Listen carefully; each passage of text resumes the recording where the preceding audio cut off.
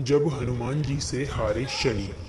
शनि के नाम से ही हर व्यक्ति डरने लगता है। शनि की दशा एक बार शुरू हो जाए तो 37.5 साल बाद ही पीछा छोड़ती है।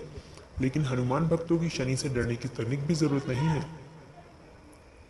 शनि ने हनुमान को भी डराना चाहा, लेकिन मुंह की खानी पड़ी। आइए जाने कैसे। महान पराक्रमी हनुमान अमर हैं।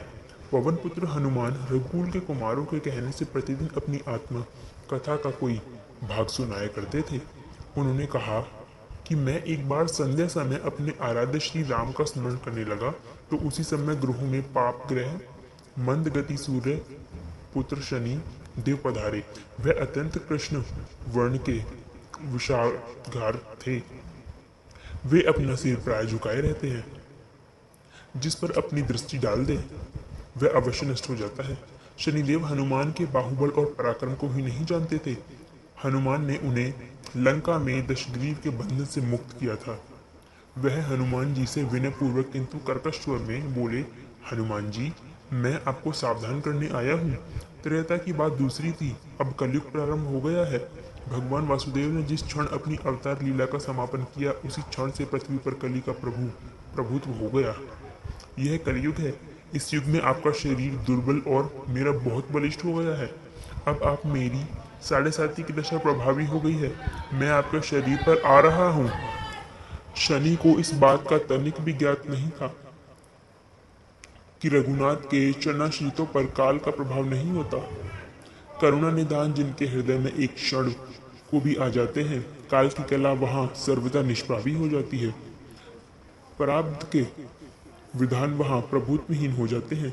सर्वसमर्थ ब्रह्मा के सेवकों का नियंत्रण संचालन पोषण प्रभु ही करते हैं। उनके सेवकों की ओर दृष्टि उठाने का साहस कोई सुर असुर करे तो स्वयं अनिष्ट भाजन होता है। शनिदेव के अग्रज यमराज भी प्रभु के भक्त की कोई देखने का साहस नहीं कर पाते। हनुमान जी ने शनिदेव को समझाने का प्रयत्न किया, आप कहीं अन्यत्र जाएं। ग्रहों का प्रभाव पृथ्वी के मरणशील प्राणियों पर ही पड़ता है। मुझे अपने आराध्य का स्मरण करने दें। मेरे शरीर में श्री रघुनाथ जी के अतिरिक्त दूसरे किसी को स्थान नहीं मिल सकता। लेकिन शनिदेव को इससे संतोष नहीं मिला। वह बोले, मैं सृष्टिकर्ता के विधान से विवश हूँ। आप पृथ्वी पर रहते हैं, अतः आप मेरे प्रभुत्व क्षेत्र से बाहर नहीं हैं। पूरे 22.5 वर्ष व्यतीत होने पर 7.5 वर्ष के अंतर से 2.5 वर्ष के लिए मेरा प्रभाव प्राणी पर पड़ता है, किंतु यह गौण प्रभाव है। आप पर मेरा 7.5 आज इसी समय से प्रभावित हो रहा है। मैं आपके शरीर पर आ रहा हूँ, इसे आप टाल नहीं सकते। फिर हनुमान जी कहते हैं, अब आपको आना ही है तो आइए। अच्छा होता कि आप मुझे वृद्ध को छोड़ ही देते। फिर शनिदेव कहते हैं, कलयुग में पृथ्वी पर देवता या उपदेवता किसी को नहीं रहना चाहिए।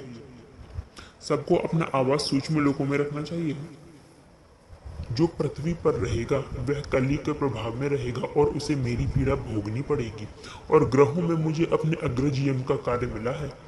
मैं मुख्य मार्ग ग्रह हूँ और मृत्यु के सबसे निकट वृद्ध होते हैं। अतः मैं वृद्धों को कैसे छोड़ सकता हूँ। हनुमान जी पूछते हैं, आप मेरे शरीर पर कहाँ बैठने आ रहे हैं। शनिदेव गर्व से कहते हैं, प्राणी के सिर पर। मैं 2.5 वर्ष प्राणी के सिर पर रहकर उसकी बुद्धि विचलित बनाए रखता हूँ। मध्य के 2.5 वर्ष उसके उदर में स्थित रहकर उसके शरीर को अस्वस्थ बनाता हूँ। वह अंतिम 2.5 वर्ष पैरों में रहकर उसे भटकाता हूँ। फिर शनिदेव हनुमान जी के मस्तक पर आ बैठे तो हनुमान जी के सिर पर खाज हुई।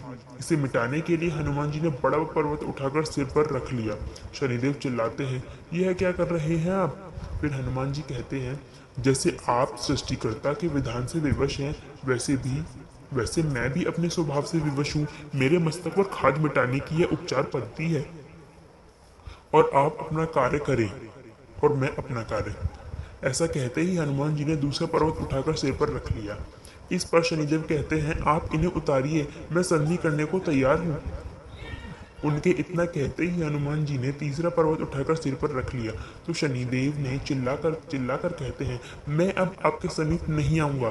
फिर भी हनुमान जी नहीं माने और चौथा पर्वत उठाकर सिर पर रख लिया।